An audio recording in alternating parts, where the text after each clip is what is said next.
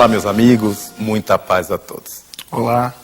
É importante percebermos o mundo em que vivemos. Que realidade curiosa é essa que nós encontramos em toda parte. As pessoas são tão diferentes, umas das outras, que nós poderíamos imaginar que não existe maneira de acharmos duas criaturas iguais às outras. E normalmente, a sensação que nos passa é que uma está competindo sempre com a outra. Achamos pessoas simples, pessoas sensíveis, mas encontramos pessoas arrogantes, petulantes, presunçosas, pessoas negativas, pessoas que reclamam o tempo todo. Então nós encontramos na sociedade um mosaico de coisas, Christian, que de repente nós ficamos pensando por que nós nos encontramos neste mundo. Há pessoas até que se perguntam, como é que Deus me pôs neste mundo com tanta diversidade, com tantos problemas? O que é natural nesse contexto, né, que a gente chama de provas e expiações no mundo, onde nós percebemos que não há consenso, que não há uma equalização moral, não há uma semelhança muito grande entre as características das criaturas. Mais visíveis são as diferenças no campo da cultura, no campo étnico. E é interessante, Raul, porque hoje em dia se trabalha muito desse respeito à diferença, dessa reverência até às características diferenciadas das etnias, das culturas que não fazem parte da nossa. Mas, por mais que a gente trabalhe essa ideia da tolerância, da convivência entre os diferentes, há que se pensar um pouquinho mais profundamente nesse sentido. Porque se a gente é capaz ou devemos conviver com pessoas de etnias diferentes, de culturas diferentes, há também um problema que é muito mais próximo, que é a gente aprender a conviver com criaturas com uma psicologia diferente, com conduta diferente da nossa e que está no nosso campo cultural, no nosso contexto, às vezes até familiar. E você acha que isso é assim, tão simples, para que todo mundo viva essa realidade de tolerar, de tolerar? Como é que a gente pode se encaixar nesse mosaico de gente tão diferente? É interessante porque a gente vai aprender a conviver com cada criatura de acordo com as características que ela possui. Se eu começo a conviver mais com alguém que apresenta traços de intolerância ou que apresenta traços de agressividade na sua fala, é lógico que eu tenho que aprender a ser mais paciente, a ser mais tolerante, perceber também que aquelas características que a pessoa possui me servirão de aprendizado. Porque às vezes a gente acha que por estar com alguém de difícil convivência, a gente está pagando algo, a gente está resgatando algum débito passado, mas na realidade a convivência com alguém difícil nos faz crescer. Normalmente é isso. É um aprendizado, naturalmente, que a gente deve fazer com alguém que apresente características ou que nós desconheçamos ou que também sejam características nossas. Eu fico imaginando que, de repente, eu acho uma pessoa muito agressiva perto de mim e eu me deparo com a agressividade que existe em mim. E aquilo que me choca pode ser exatamente o apercebimento daquilo que eu posso estar fazendo com os outros, daquilo que pode ocorrer com os outros a partir de mim. Eu penso que essa relação tão plural que existe no mundo, ela é de uma riqueza incomensurável. Como é que você consegue avaliar isto?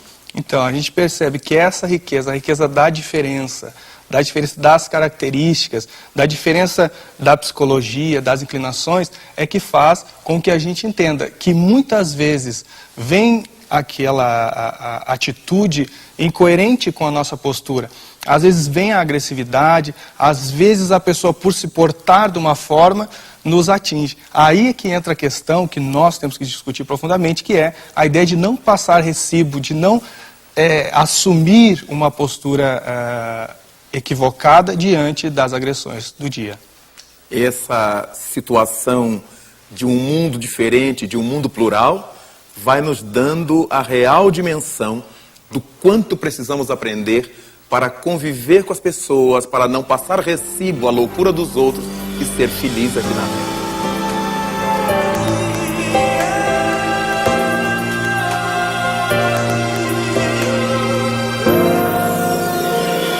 Essa questão de vivermos num mundo plural com esse mundo de gente diferente, diferença de culturas, diferenças sociais, diferenças religiosas, diferença de caráter, naturalmente que tudo isso vai nos levando a viver numa insegurança até o momento em que admitimos que Deus não nos faria isto sem uma razão. Nós precisamos aprender a tirar proveito disto, dessa relação plural com as pessoas. No entanto, às vezes, Cristian, eu fico preocupado com o fato de que essa tolerância a que você se refere na convivência com as pessoas, se não poderia dar a sensação de que estamos passando a mão por cima, de que estamos, por ser coniventes com o erro das pessoas. Como é que ficaria essa questão, então?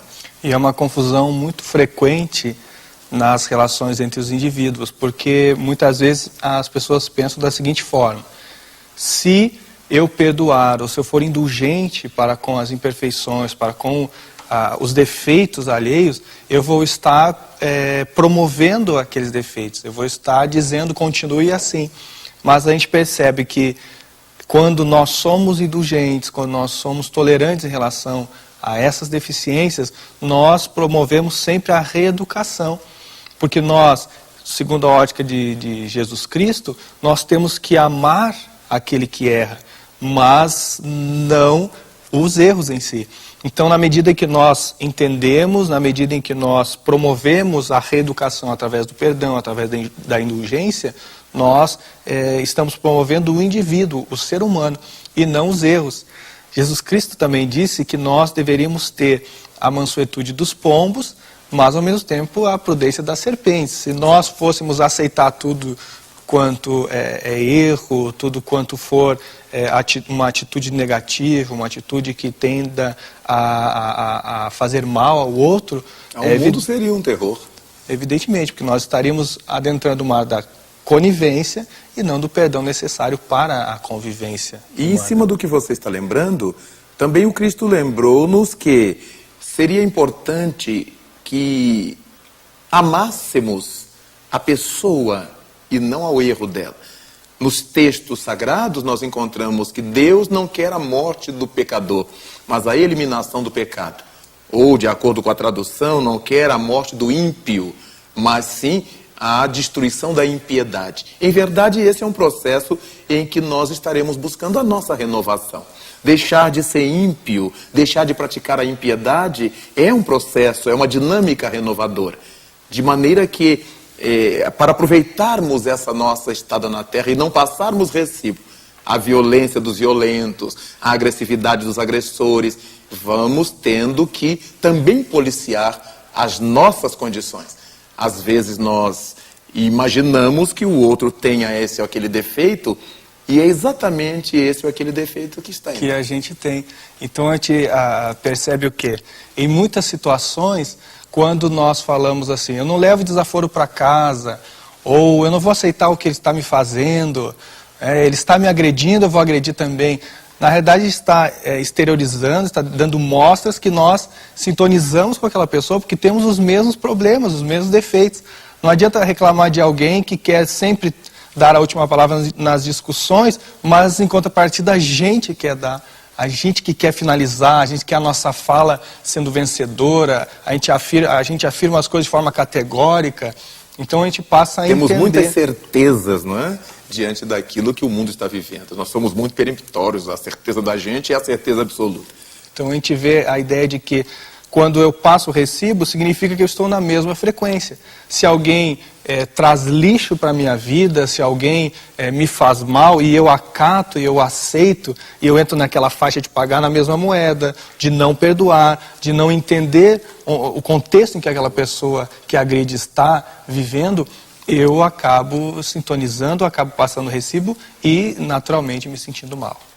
É verdade que nós, quando estamos nessa condição de viver na sociedade plural, temos que aprender a cuidar de nós mesmos, é não passar recibo, não responder mal com o mal. Se alguma coisa não nos interessa, nos afastamos. Quando um não quer, dois não brigam, vale sempre repetir. E a partir disso nós iremos, começando da nossa família, do nosso circuito social, a criar um mundo de paz, um mundo de harmonia, a começar do nosso próprio mundo interior.